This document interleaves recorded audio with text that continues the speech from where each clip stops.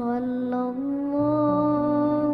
ala Muhammad. Sallallahu alaihi wasallam. Faqalatil malaikatu, maka malaikat bertanya pada Allah Subhanahu wa taala, "Rabbana hal khalaqta khalqan asyaddu minal jibal?" Ya Allah, apakah Engkau telah menciptakan satu yang lebih kuat, lebih kokoh dibandingkan dengan gunung-gunung? Ada enggak yang lebih kokoh dibandingkan gunung? Maaf, kalau pasak itu harus kokoh enggak? Harus kuat enggak? Nah, maka Allah menjadikan gunung itu kuat, kokoh. Lalu malaikat bertanya, "Ya Allah," sebagai adab, "Ya Allah, apakah ada makhluk yang lebih kokoh, lebih kuat dibandingkan dengan gunung?" Ya. Qala na'am, maka Allah menjawab, "Iya, al-hadid, besi." Besi dari segi kekuatannya maksudnya.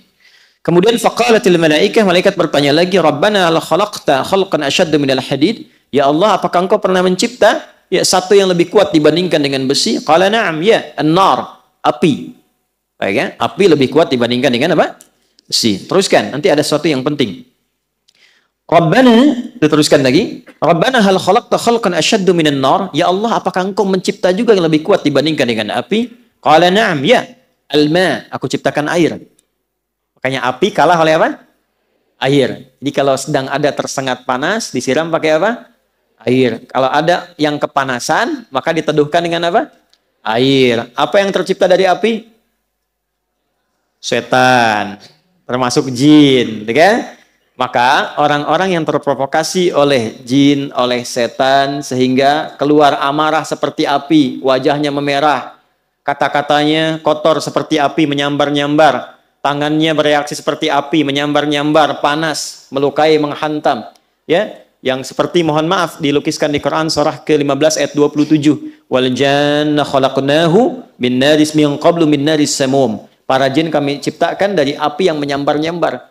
Jadi kalau ada orang terprovokasi oleh was-was syaitan, alladzi yuwaswisu fi sudur jinnas, terprovokasi sampai berubah wajahnya memerah seperti api, merah.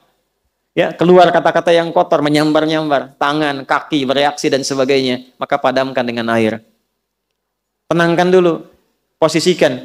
Api itu kan kalau ditundukkan, kalau kita turunkan posisinya, diturunkan, api yang besar tuh, bawahnya kemudian kita korek-korek jadi turun kan? Ya kan? Makanya kalau berdiri, kata Nabi, duduk dulu. Kalau sedang marah dan keluar, duduk dulu.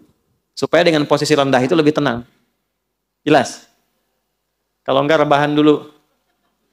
Turun dulu, turun. Kalau masih terbawa, setan masih provokasi, maka padamkan dengan air. Wudu. Wudu. Salat 2 rakaat. Supaya tenang. Karena salat itu menyatukan semua bentuk zikir. Doa ada di situ, istighfar ada di situ, tawakal ada di situ, sehingga ketika turun sujud, lebih tenang keadaan dirinya. Lebih tenang untuk mencerna. Itu yang salah satunya kita bisa ambil dari manfaat hadis ini. Teruskan. Ya Rabbana, Rabbana hal khalaqta khalqan asyaddu minal ma? Ya Allah, ada enggak yang lebih kuat dibandingkan dengan air? Qala na'am, Allah menjawab, ya, al-hawa, udara. Ya, udara. Kemudian faqalu, malaikat bertanya lagi, Rabbana hal khalaqta khalqan asyaddu minal hawa? Ada enggak yang lebih kuat dibandingkan dengan udara? Ya. Qala na'am, ya. Nah, ini yang ingin saya katakan. Perhatikan baik-baik. Ini mahal sekali. Ini rahasia kedua yang ingin kita bagi. Kalau sudah dapat, coba tekuni amalannya. Maka biasanya kalau ada sesuatu yang dahsyat, itu pahala dan keberkahannya nggak biasa. Ya. Naam, ya, Ibnu Adam, jika ada anak cucu Adam, yatasaddaqu biyaminihi fayakhfa dzalika an syamalihi.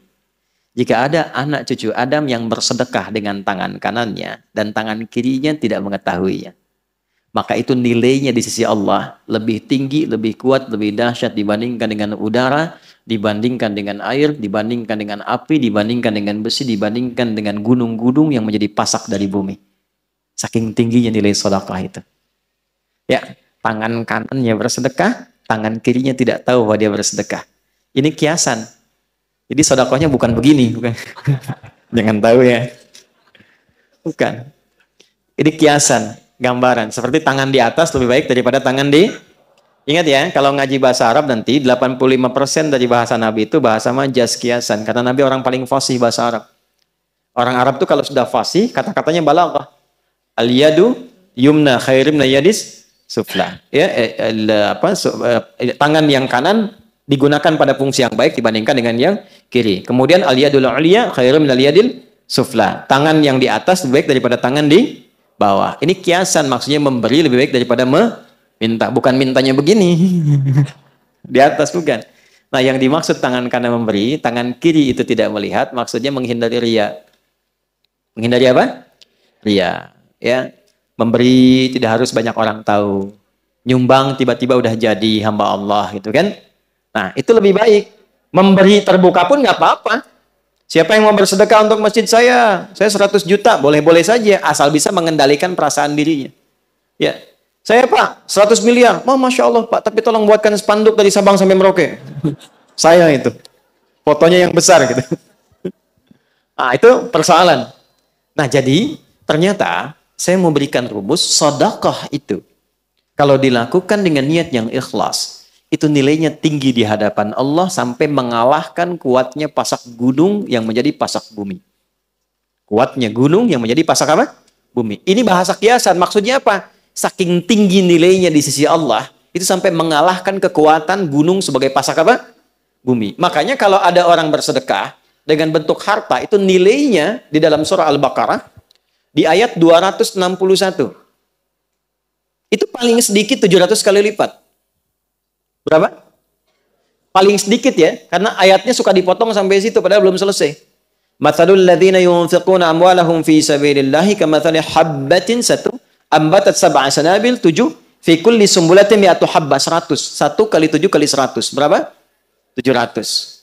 Belum selesai. Wallahu yudha'ifu liman yasha wallahu wasi'un alim. Dan Allah akan melipat gandakan tanpa batas bagi siapapun yang tidak pernah berhitung dalam memberi. Jadi kalau nggak berhitung, Allah beri tanpa hitungan. Dan yang dimaksud 700 itu, jangan dipahami dengan batas materi, sehingga menjadi materialistik. Jangan pahami begini, kalau saya sedekah misalnya 100 rupiah, maka kalikan 700, saya akan dapat balasan 70.000. Maka di hari ini saya akan mendapatkan 70.000 dari Allah. Tidak begitu. Bentuknya bisa macam-macam. Ini yang dimaksud pahala, dimaksud akhirat. Yang dimaksud akhirat. Anda ngaji Quran, satu hurufnya berapa? 10. Sholat dikerjakan, selesai, dapat 10. Tapi sedekah, begitu dilakukan 700 kali lipat. Jarak satu keduanya 500 tahun. Dua ketiga 500 tahun. Tiga keempat 500 tahun. Itu tinggi. Kalau sholat, yang tidak punya harta pun sholat. Ngaji, siapapun bisa ngaji. Tapi bisa mengeluarkan apa yang dimiliki dari titipan harta, itu nggak mudah. Karena itu begitu keluar dan dilakukan karena Allah, apresiasinya tinggi.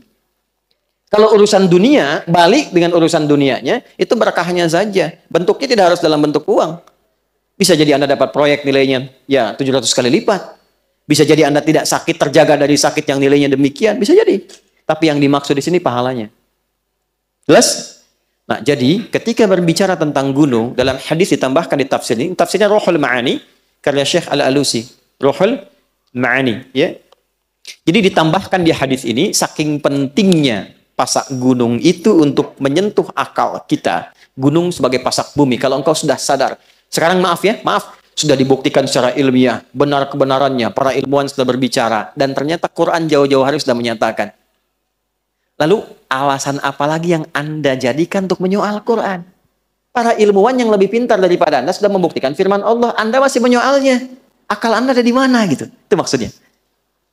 Jadi kalau masih ada orang-orang sekarang yang iseng menyoal isi Quran, memotong-motong, ngambil, bicara tentang jilbab, bicara tentang ayat tahajud, bicara tentang masjid, potong-potong ayat tentang ini dan itu, memotong ayat tentang surga, bicara tentang neraka, ya, dipotong-potong dan sebagainya, dibalik tanya oleh Quran, hei, yang paling pintar aja sudah membenarkan apa yang Allah sampaikan. Ente yang kepintarannya nggak nyampe situ masih menyoal, otaknya masih ada nggak? Jangan dipotong videonya ya. Ya, itu maksudnya. Jelas? Jadi kenapa Anda mesti berdebat pada yang tidak penting, yang Anda pun nggak paham. Yang paling aneh itu sudah nggak pada paham, didebatkan. Didiskusikan. Tapi nggak memahami itu gitu. Jangan sampai terjadi ada umat yang demikian, cuman ramenya aja. Ya, muncul persoalan ini rame dibahas gitu kan. Ada hubungan juga enggak, anak belum dimandiin, gitu kan? Ya, pekerjaan belum disiapin, rame bahas KDRT. Halo? Kenapa? Betul nggak? Iya. Mendingan kita daripada ngaji. Daripada begitu kan mendingan ngaji kan? Jelas dapat pahala. Ya kan? Nyiapin anak-anak. Dekatkan pada yang baik-baik. Coba, yang ngalamin bukan Anda. Ya kan? Anda bahas gak jadi solusi. Anda kasih masukan gak nyampe, gak didengar. Ngapain capek-capek membicarakan yang bukan bagian Anda? Dapat apa? Update Ustaz. Jelas gak? Paham ya?